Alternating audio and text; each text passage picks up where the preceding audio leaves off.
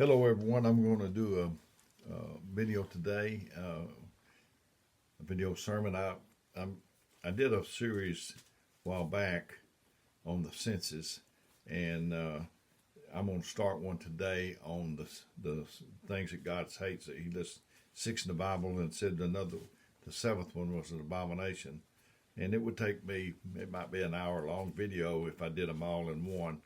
I don't want to do that, so I'm going to break them up. And it says, Proverbs 6:16 through 19, these six things doth the Lord hate.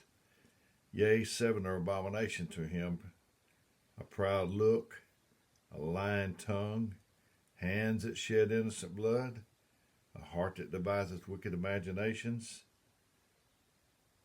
feet that be swift in running to mischief, 6, a false witness that speaketh lie, and 7, he that soweth discord among brethren. So it says that God hates pride. He doesn't even like a proud look. So if he doesn't like a proud look, you know that he doesn't like pride at all. He hates pride. And Proverbs 11:2 says, when pride cometh, then cometh shame, but with the lowly is wisdom. God hates a proud look. And that's really something else to me.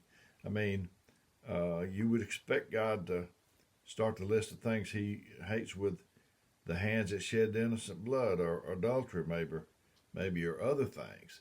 But no, number one on his list is the proud look. And the Bible teaches humbleness, which is a long way from pride. Heard about two cockerels that fought over who should rule the farmyard, and the beaten ones sulked away to hide in a barn. The victor flew to the roof and crowed loudly about his success. An eagle heard the crow and swooped down, taking him off, while the other returned to rule the yard. Pride just don't.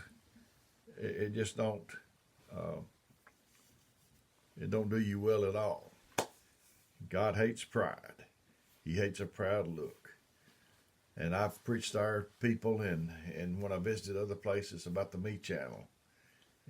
God's not on the Me Channel. He likes, Brother David Jones said, I like that word us's. And that's what God likes. He don't like it to be about me. He don't like somebody that looks down their nose at other people. I've told this in another video, but we had a man that went to church with us. He accidentally ran over somebody. It killed him, and so they pressed charges, and he had to go to the attorney. I wasn't an attorney. I got a brother that was an attorney, but I wasn't an attorney. But I would just go with him just to be support to him, and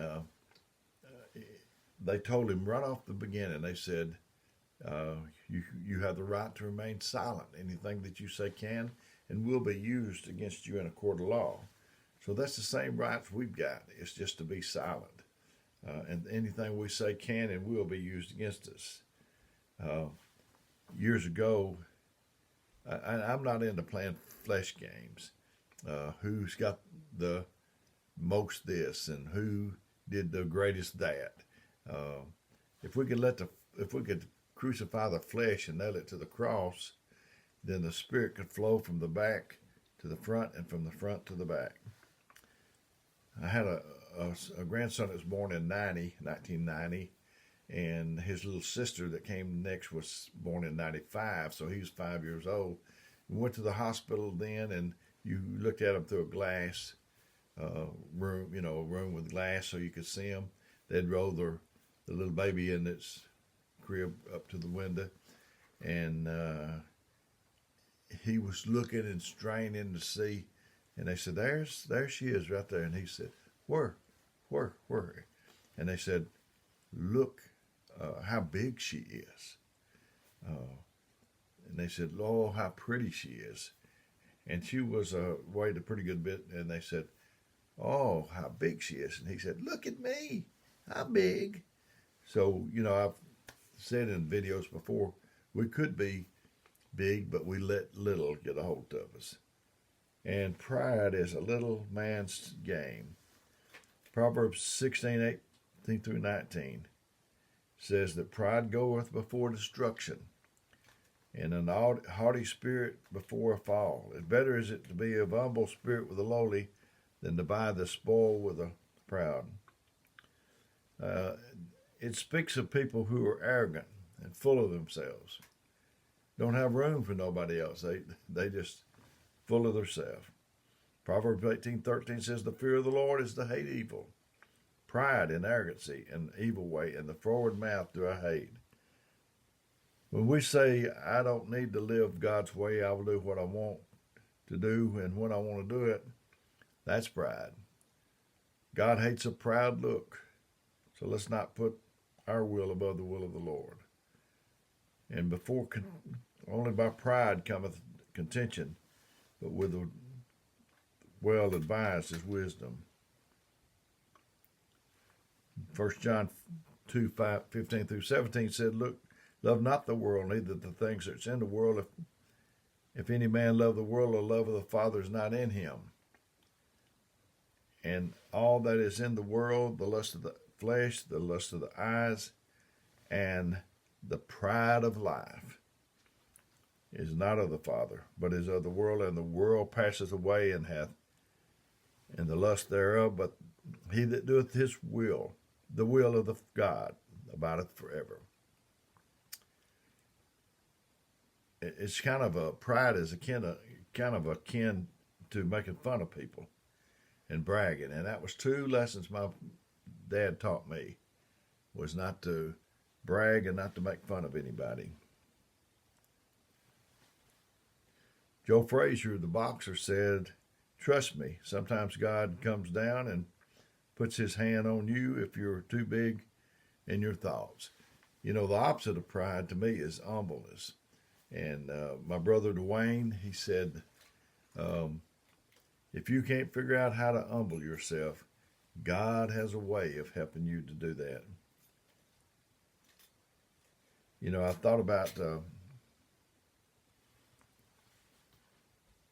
little boy that was going to school, and they was handing out the parts for the play, and the school play, and his mother was afraid that he might not get a good part. She wanted him to be the king or whatever role they had in the play, and she watched him as he got off the bus and come walking up to the house, and he was happy. She thought, "My goodness, he might have got to be the king this time." And so she couldn't wait to meet him at the door, and she said, "Did you get a good part? Did you get a good part?" And he said, "Yeah, I've got the best part they had." And she thought, "Oh, he is the king, I guess." And he said, "I get to clap and cheer." So not many people want that part, but that's a very important part. Psalms 10:4 says, "The wicked through the pride of his countenance will not seek after God. God is not in his thoughts." And Psalms 59:12 says, "For the sin of their mouth and the words of their lips, let them be taken in their pride, and for cursing and lying which they speak." Pride is a very bad thing. God hates it. He hates a proud look. And I don't want that to get a hold of me. I don't never want to see that get a hold. It'll take you down. And I know a man, God has used him in healing. Say, "Well, I don't believe in healing. I don't believe in miracles." Well, I believe in it. And the Lord has used him in healing, especially with little children that couldn't talk. I've seen that. And he don't ever tell. He just tells that he was there when it happened, because I know him, and I know that he don't want to get lifted up, and it comes before the fall, and he don't want to get lifted up. And the Bible says something to the effect of, "Let another lips praise you and not your own." And that's the best way. For after all, if you were to lay hands on somebody or pray for somebody or have a part to do in somebody's healing. You didn't really do anything except obedience to the Lord. But I want to be a vessel unto honor. I want to be a vessel He can use, and um, so hope this is helping you. If it is, if you wouldn't mind, put me a comment. If you feel like subscribing to this, I'd appreciate that. But most of all, I want it to help you. Whether anything else happens that or not, I want this to help you. I want to be a help to God's people. I want to make a difference in this life. So we'll continue on. We'll continue on to the next time. It'll be hands that shed innocent blood.